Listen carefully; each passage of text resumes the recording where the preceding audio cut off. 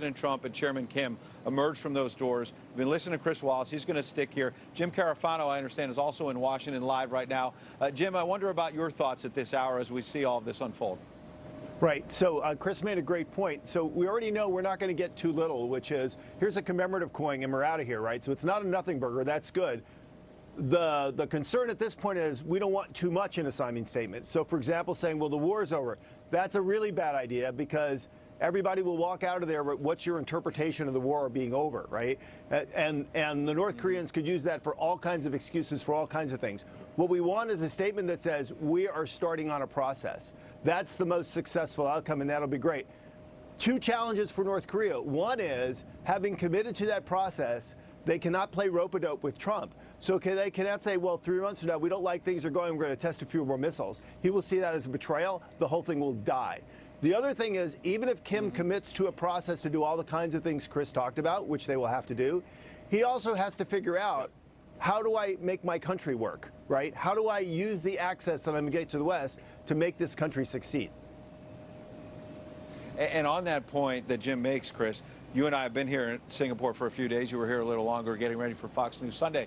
When you walk the streets of Singapore, you see a country that has virtually no natural resources and yet has pulled up its economy with low taxes and has built the skyscrapers you see behind me, thriving industries. And Kim Jong-un was running around taking selfies, going to the casino, going to the amusement parks essentially, and getting a taste maybe of what economic expansion could be like. Oh, absolutely, but here's another caution, and again, I don't want to be the skunk at the picnic. I don't want to rain on the parade. This is a big deal. It's very exciting.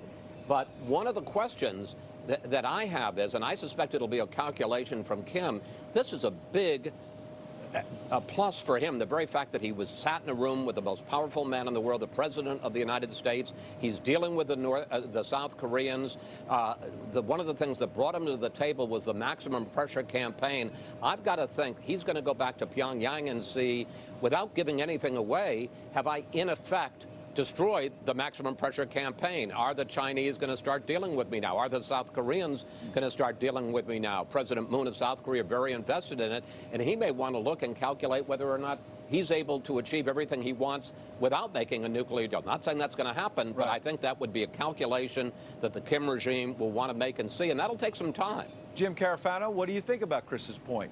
Could Kim Jong-un try and get away with that, number one? And number two, Secretary of State Mike Pompeo told reporters today, no, hang on a second. We're not releasing these tough U.S. sanctions until we get denuclearization. And he even warned, we have more sanctions in the toolbox. And so if Kim walks away and turns out to be a fraud, go ahead, jump in.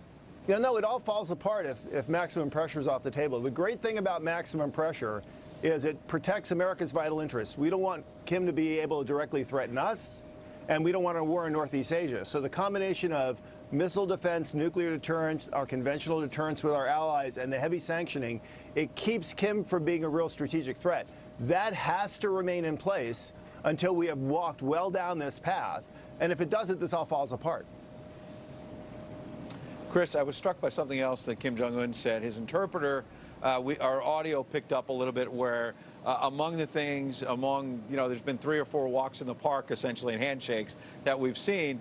Kim Jong-un said to President Trump, quote, many people in the world will think of this as a form of fantasy from a science fiction movie.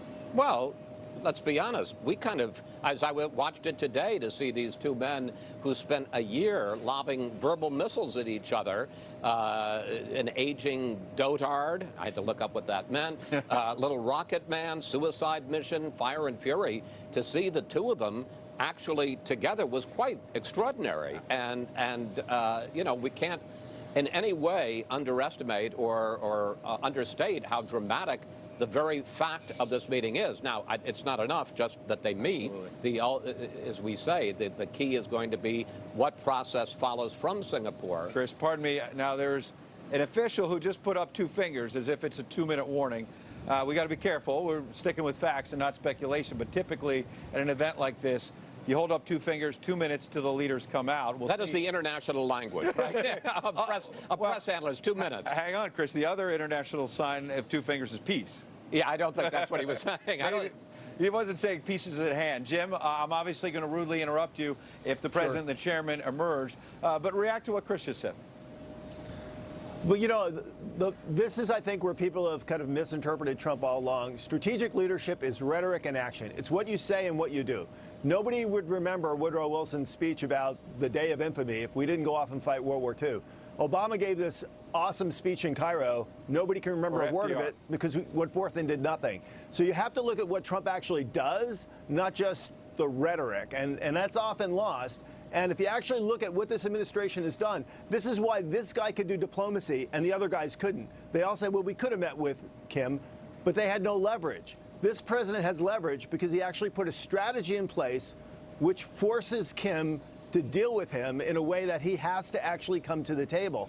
So I think we often undersell this president because we so obsess about what he says that we often don't really pay attention to what he actually does. Chris, do we obsess so much about what this president says, what this president tweets, that, you know, when in fact the fire and fury there was, for lack of a better phrase, a method to the madness? I think there clearly, as it turns out, was. We didn't know that at the time. And again, no matter what happens here, you know, we look back at Reagan-Gorbachev. Reagan-Gorbachev would not have been a big deal if it hadn't been for what flowed from those 5 summits, and then the president talking about tearing down that wall, and the fact that in 1989, after Reagan left office, the wall comes down, Eastern Europe is set free, and then in 1991, the Soviet Union is dissolved. I mean, this is an important meeting, but its real legacy, its real resonance through history will be what happens at the end of the process, not right now, at the start of the process. Absolutely. And Jim Carafano, I didn't mean to correct you a moment ago, but I think when you were saying day of infamy, you meant FDR backing up what he said and going into World War II, not Wilson, but just to be clear. Right. But what about that? John Garamendi, the Democrat from California, laid out what his 3 or 4 big things are. The president, in terms of what this deal eventually will have to say, maybe this is just round 1, maybe this is just a framework. But the president has made some bold talk in saying, look, I'm going to do, and hang on, I think I saw Chairman Kim walking down the hallway there, but I don't want to get ahead of myself, so let's see. But the bottom line is that this president said, I'm going to do something Barack Obama did not do with the Iran nuclear deal. I'm going to bring this before Congress as a treaty and get it formally approved so the next president can't just rip it apart like he did with executive action. But obviously, that makes it, yes, it makes it more durable if it survives. But what 3 or 4 things need to be in this deal so that it will survive?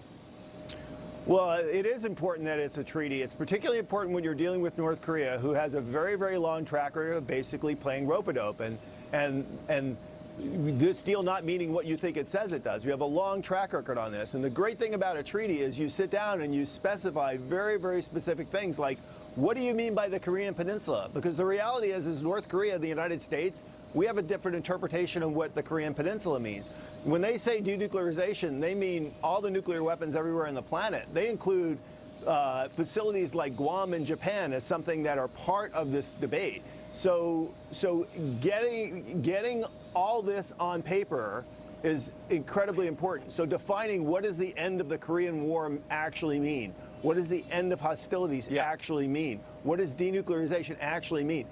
These things are not, you know, are not easy questions to answer. And that's why what we don't want to see today in the next couple of minutes is these guys sat down and say, we solved all the problems, because that's impossible. And in fact, we'll be closer to conflict because there'll be so much wide open misinterpretation. All right, you see more people emerging, but not the president.